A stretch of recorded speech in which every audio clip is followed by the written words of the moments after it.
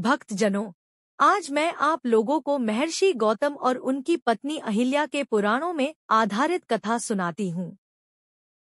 प्राचीन काल की यह कथा हिंदू धर्म की एक प्रसिद्ध और प्रेरणादायक कथा है, जो तप, प्रेम, विश्वासघात और मोक्ष से जुड़ी हुई है। यह कथा मुख्य रूप से रामायण में वर्णित है, जिसमें गौतम ऋषि और उनकी पत्नी अहिल्या की जीवन यात्रा को दर्शाया गया है। गौतम ऋषि एक महान तपस्वी और सिद्ध महर्षि थे, जो घने जंगलों में आश्रम बनाकर तपस्या करते थे। उनकी पत्नी अहिल्या अद्वितीय सौंदर्य की प्रतीक थी। अहिल्या को ब्रह्मा जी ने स्वयं अपने हाथों से सृजित किया था और उन्हें विश्व की सबसे सुंदर स्त्री कहा गया था। अहिल्या को विवाह योग्य होने पर ब्रह्मा जी ने गौतम ऋषि को उनकी पत्नी के रूप में प्रदान किया। गौतम ऋषि और अहिल्या प्रेमपूर्वक अपने आश्रम में रहते थे। ऋषि दिनरात कठोर तपस्या में लीन रहते और अहिल्या अपने पति की सेवा में तत्पर रहती। अहिल्या भी विदुषी, शीलवती और धर्मपरायण थी।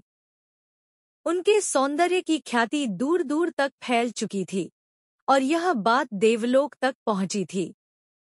एक दिन इंद्रदेव, जो देवताओं के राजा हैं, अहिल्या के सौंदर्य पर मोहित हो गए। उन्होंने छलपूर्वक गौतम ऋषि का रूप धारण कर लिया और अहिल्या के पास आए। अहिल्या को पहले तो संदेह हुआ, परंतु गौतम ऋषि का रूप देखकर उन्होंने इंद्र को पहचान नहीं पाई और उनके साथ संबंध बना लिया। जब गौतम ऋषि तपस्या से लौटे, उन्होंने अपने दिव्य दृष्टि से सब जान लिया। वे अत्यंत क्रोधित हो उठे और उन्होंने अहिल्या को शाप दे दिया, तुमने एक परपुरुष को मेरे रूप में स्वीकार किया है, इसलिए तुम पत्थर की शिला बन जाओगी। अहिल्या ने अपने कृत्य के लिए क्षमा मांगी। तब गौतम ऋषि ने कहा, जब भगवान श्रीराम इस धरती पर अवतार लेंगे, तब उनके चरण स्पर्श से तुम्हें मुक्ति मिलेगी और तुम पुनः अपने रूप में लौट आओगी। यह कहकर गौतम ऋषि आश्रम छोड़कर वन में चले गए। अहिल्या पत्थर बनकर वहीं रह गई। कालांतर में जब भगवान श्रीराम, लक्ष्मण और विश्वामित्र के साथ मिथिला की ओर जा रहे थे, तब वे गौतम ऋषि के आश्रम के पास पहुंचे। जैसे ही श्रीराम का पावन चरण उस पत्थर रूपी अहिल्या से स्पर्श हुआ, वह तुरंत पुनः अपने सुंदर स्वरूप में प्रकट हो गई। श्रीराम के चरणों में गिरकर अहिल्या ने उन्हें प्रणाम किया और अपने अपराध के लिए क्षमा मांगी।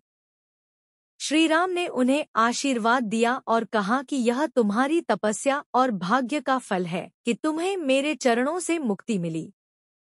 इसके बाद अहिल्या ने पुनः गौतम ऋषि की सेवा और तपस्या का व्रत लिया और उनके लौटने तक आश्रम की रक्षा की। जब गौतम ऋषि लौटे, तो अहिल्या को शुद्ध और पवित्र जानकर उन्होंने उन्हें फिर से स्वीकार किया।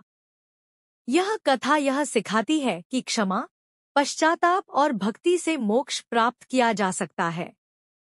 गौतम और अहिल्या की कथा हमें यह सिखाती है कि एक गलती के लिए पश्चाताप करने पर भी मुक्ति संभव है। यह कथा स्त्री के पतन और उत्थान की भी प्रतीक है। साथ ही यह बताती है कि ईश्वर की कृपा से कोई भी जीव पवित्रता प्राप्त कर सकता है।